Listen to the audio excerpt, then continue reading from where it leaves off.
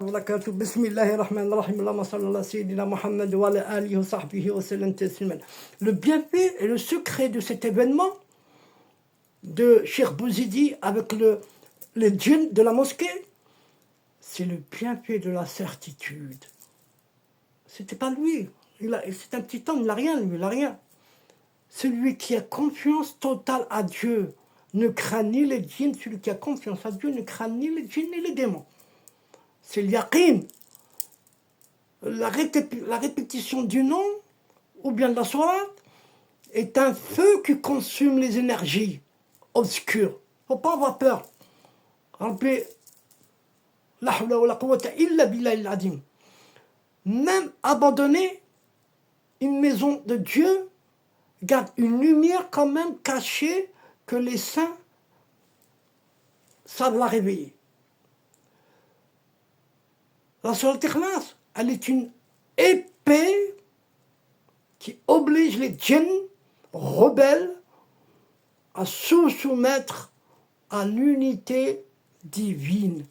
Quand vous récitez la sourate Ikhlas, chaque lettre, une épée de lumière devant vous.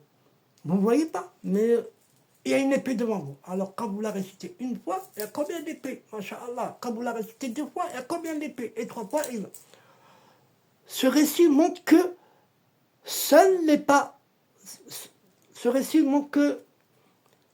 le saint n'était pas seulement guidé des hommes, mais aussi guide des créatures invisibles. C'est que sa mission embrasse les deux mondes. Je vais vous raconter une histoire véridique avec la sourate Ikhlas. Je l'ai déjà raconté, je ne sais pas si, mais peut-être qu'il y en a qui sont arrivés des nouveaux, n'en ont pas su. Bon, bref. On devait aller chez un raqi pour prendre un malade. Mais on attendait la voiture. Mais en attendant la voiture, le temps, c'était 1 heure, 2 heures, c'était beaucoup.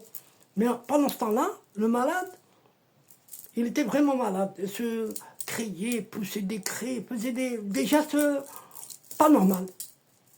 Wallah al-Adim. Je me suis rappelé, subhanallah, Rabbi, subhanahu wa ta'ala. Il m'a fait rappeler ce récit de Cheikh Bouzidi, de la mosquée avec sourate Ikhlas. Il m'a fait rappeler.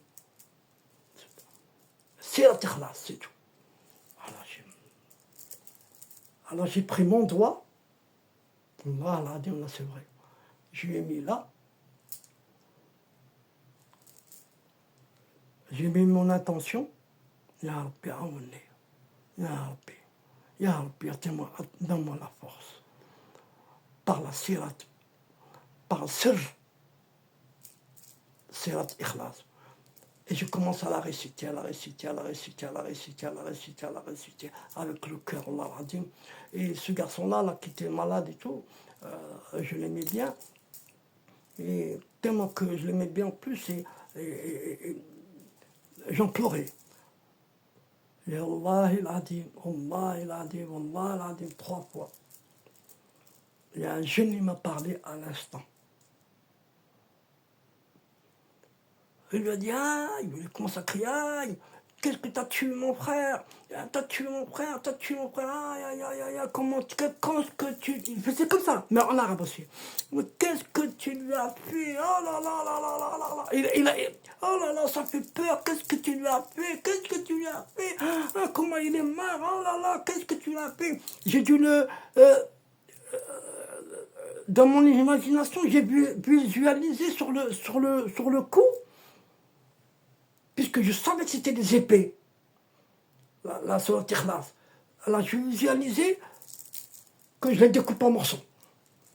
Quand vous écoutez, mes frères et sœurs, Allah, il ne faut pas avoir peur. Allah, il ne faut pas avoir peur. Si vous faites la prière et que vous êtes sûr que vous ne faites pas la prière pour rien, vous savez que la prière c'est pour quelque chose, sinon on arrête de faire la prière. C'est que c'est sidérapé, pour sidérapé. Alors il ne faut pas avoir peur. Rien que si vous connaissez rien que la sourate Ikhlas, vous êtes armé. Alors je m'imaginais l'avoir découpé en morceaux. Alors le type, il commence à crier, à crier, à crier. Alors qu'est-ce que je lui ai dit? Astaghfirullah, ya Rabbi, ismahli. Mon orgueil, à ce moment-là, elle a pris un coup. Elle a pris un coup, je l'ai calmé direct. Après, j'ai dit direct, Hasbi Allah wa ni'mal wakeel, la hawla wa la quwwata illa billah al-azim. Je lui ai dit maintenant, c'est à ton tour. Elle m'a dit non, non, non, non, non, pas, vous faites pas moi, pas moi. Mais moi, je ne le vois pas, c'est l'invisible, je ne le vois pas. Moi, j'avais que confiance à la sourate Ikhlas, à Rabbi, c'est tout. Non, non, non, non. Alors, qu'est-ce que je lui ai dit? Allah al-Azim. Dans mon instinct, je lui dis, eh ben, tu deviens musulman, on te laisse tranquille. Oui, oui, oui, oui, je deviens musulman. Wallah al-Azim, il a shahad 3 fois. Au bout de la première fois, il n'a pas shahad non, correctement. Quand il ne shahad pas correctement, c'est qu'il ment encore, c'est qu'il y a encore un petit peu de louche. Quoi. Mais quand il fait le shahad normal, vous êtes sûr qu'il a shahad normal. Il n'y a rien qui l'empêche de shahad. Je dis maintenant, il m'a dit, ah, donnez-moi un nom. Qu'est-ce que je lui ai donné comme nom? Parce que je me rappelais de mon cher Ali Boudelmi. On va t'appeler Ali. Gali, d'accord. Mais il m'a dit, je ne sors pas maintenant.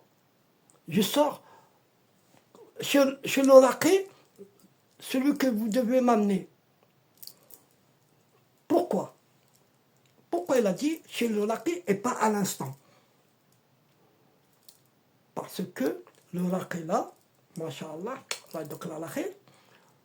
c'est un imam, et H24 il est dans la mosquée, et il fait des ruqya Allah al-Adim gratuits, jusqu'à 3h, 4h du matin. Allah al-Adim, la yakhlif alayh, la yaqawwih, la yaqawwih, la yaqawwih. Et il voulait sortir dans la mosquée. Parce que le raqi, qu'est-ce qu'il m'a dit? Parce qu'on est devenu intime avec lui, lui-même, masha'Allah. Il m'a dit c'est quelques secrets.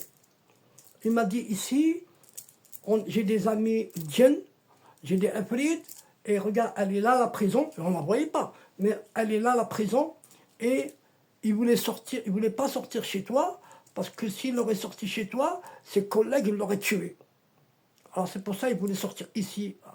Et il a sorti à la mosquée, il m'a dit salam alaikum, salam alaikum. Voilà. C'est le premier djinn qui est devenu musulman. Allah, Allah, Allah, que c'est la vérité. Allah al-Adim, c'est la vérité. Allah al-Adim, c'est la vérité. Assalamu alaikum wa rahmatullahi wa barakatuh. Salam alaikum. Et je ne suis pas un akhi. Salam alaikum.